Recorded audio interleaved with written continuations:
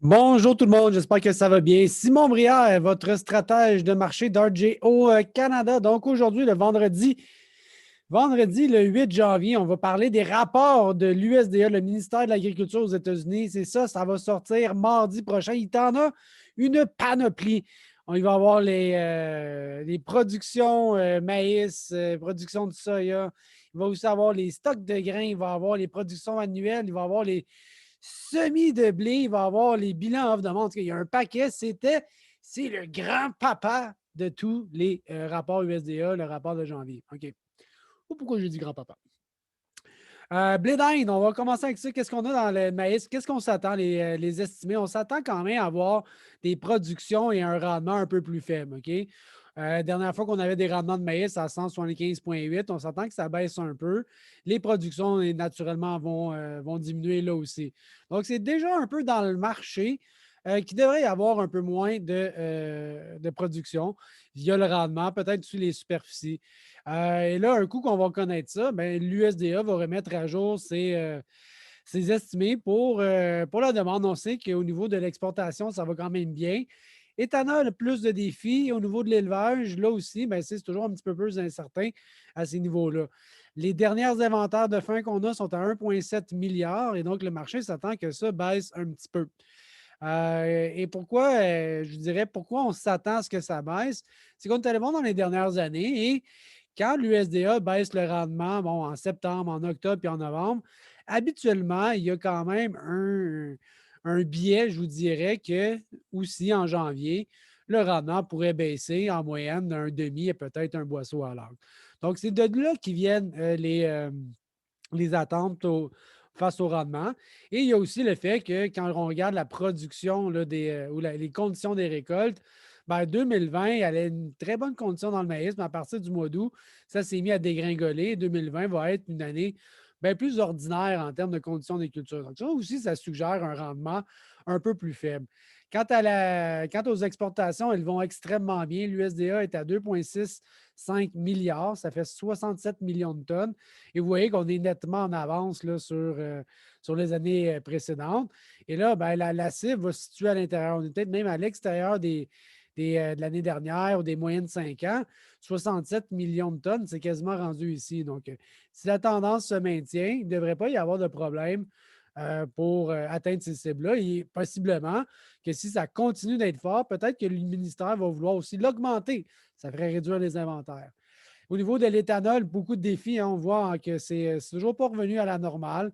À ce point-ci, par exemple, on ne pense pas que l'USDA va significativement baisser la demande pour l'éthanol parce qu'il l'avait déjà baissé il y a plusieurs mois. Donc, il faudrait vraiment qu'elle continue à faiblir par rapport à l'acide pour qu'éventuellement le ministère puisse la baisser. Encore là, ce n'est pas un marché qui est si hot que ça, l'éthanol en ce moment, étant donné qu'on a de la misère à en produire avec des marges intéressantes.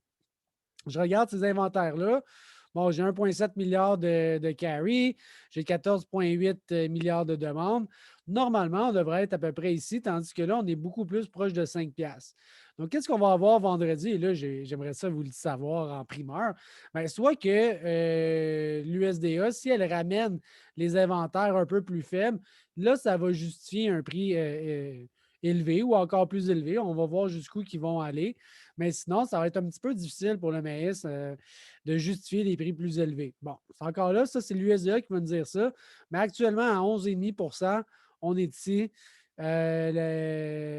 Économiquement, bon, ça vaudrait au cours de 4 piastres. Comme ce n'est pas une science infuse, vous voyez qu'on est capable d'être en haut ou en bas de certaines années.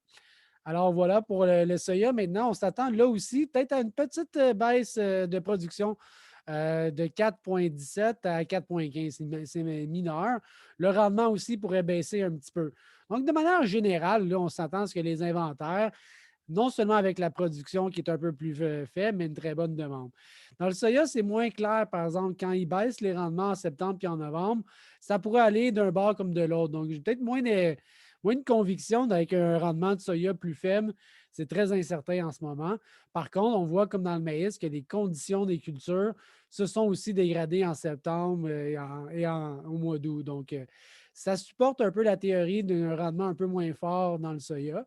Et quand on regarde les inventaires de fin, 175 milliards de boisseaux, c'est très, très faible. Et le marché pense que ça pourrait encore plus baisser compte tenu des exportations qui sont très, très fortes.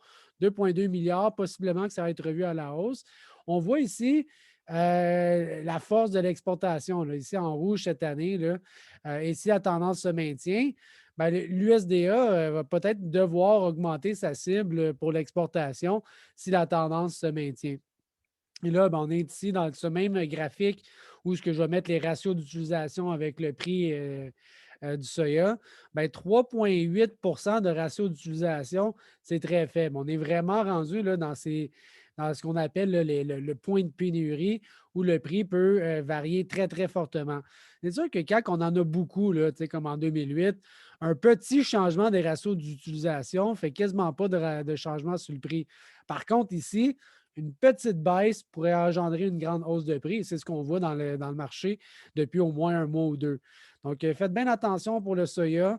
Ces inventaires américains sont très faibles. Il y a du stock qui s'en vient d'Amérique du Sud.